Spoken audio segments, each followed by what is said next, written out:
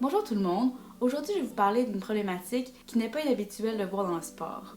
Souvent, le vouloir de se dépasser, de performer, mais surtout d'être le meilleur dans sa discipline peut mener à la maladie mentale. Aujourd'hui je vais vous parler d'anorexie qui la majorité du temps atteint les jeunes filles et les jeunes garçons lors de la période de l'adolescence. Les personnes atteintes d'anorexie ont souvent comme but principal de maigrir, ce qui implique souvent une lutte contre la faim. J'ai eu la chance d'interviewer Claudel Alali, une jeune fille qui a été atteinte d'anorexie et qui encore aujourd'hui continue à se battre. Elle a gentiment répondu à mes questions et a accepté de nous raconter son histoire. Donc, bonjour Claudel. Bonjour. Est-ce que tu peux me donner ton âge ainsi que l'âge auquel tu as réalisé que tu étais atteinte de l'anorexie? En ce moment, j'ai 18 ans et j'ai réalisé à 15 ans. À 15 ans, ça a commencé à être plus compliqué dans ma vie par rapport à ça. Puis je dirais que ça a commencé un peu avec le sport.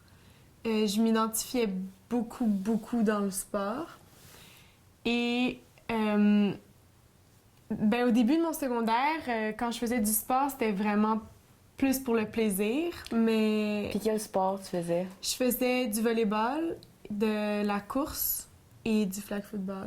Ça a un peu changé entre le secondaire 2 et le secondaire 3, quand j'ai voulu plus performer. Puis je m'identifiais comme étant une personne très bonne dans ce que je faisais.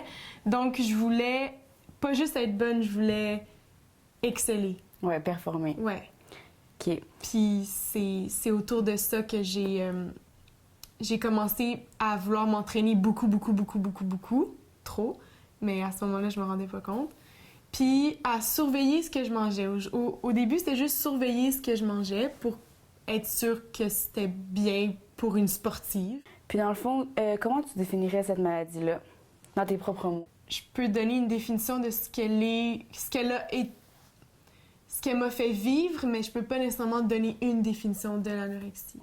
Puis je dirais que cette définition serait un peu une angoisse par rapport à l'image corporelle, puis à comment s'alimenter, puis ça devient très irrationnel, même si c'est basé sur des points très rationnels au départ. Puis au début, comment toi tu réagissais par rapport à ta maladie, mettons, comparé à maintenant? Au début, je me rendais pas compte du tout de la gravité de la chose. Pour moi, c'était banal, puis j'ai été très consciente rapidement de ce qui m'arrivait. Je savais qu'il y avait un problème. Je me rendais pas compte que c'était si grave que ça, puis je me rendais pas compte non plus à quel point ça prenait du travail pour essayer de sortir de ça.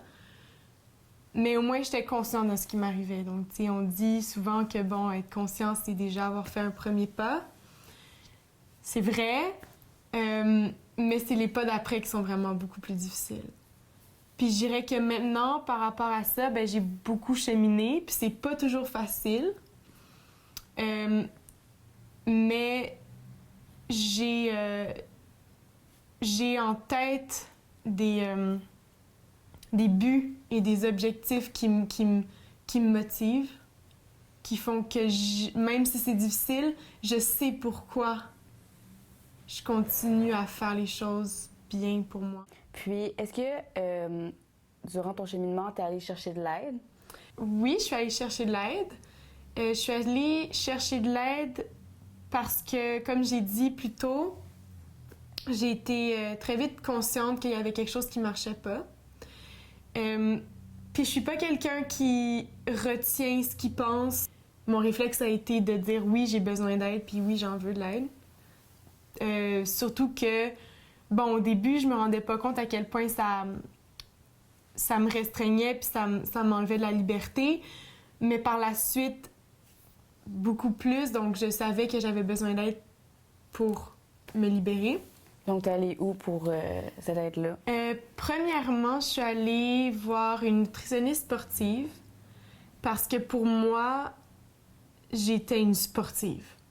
Je performais, j'étais une sportive, puis même si j'avais des problèmes à ce moment-là, je performais quand même encore, donc pour moi, je m'identifiais là-dedans. Et par la suite, ma mère, qui travaille à Sainte-Justine, Elle était au courant du programme pour adolescents et entre autres pour troubles alimentaires à Sainte-Justine. Et elle a réussi à m'avoir un rendez-vous avec un médecin. Je voulais y aller à ce rendez-vous-là. Je savais que j'avais un trouble alimentaire. Je savais pas exactement ce que ça voulait dire, mais je savais que je voulais de l'aide. Je savais pas c'était quoi l'aide qu'on pouvait m'offrir non plus. Mais j'y allais un peu comme on verra, tu sais.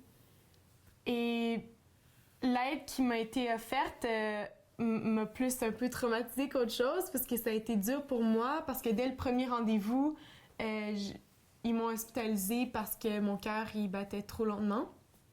L'anorexie, comment je pourrais dire, c'est très... c'est à l'intérieur de soi-même. Puis comment moi je l'ai vécu, c'est comme s'il y avait deux personnes en moi. OK. Décidément. Il y avait Claudel, puis il y avait la maladie. Est-ce que tu crois qu'on guérit complètement de cette maladie-là? Ce serait vraiment le fun de dire oui, mais je pense qu'il en reste souvent des séquelles. Tu sais, personnellement, je vais beaucoup mieux, puis je peux dire que je suis vraiment en processus de guérison, mais c'est autant comme la maladie peut durer des années, autant la guérison peut durer des années, puis je sais même pas exactement ça signifie quoi être guéri complètement de cette maladie-là. Je sais pas si on peut en guérir complètement, mais on peut certainement vivre très bien tout en gardant un petit quelque chose qui ne nuit plus à notre vie, qui contrôle plus notre vie.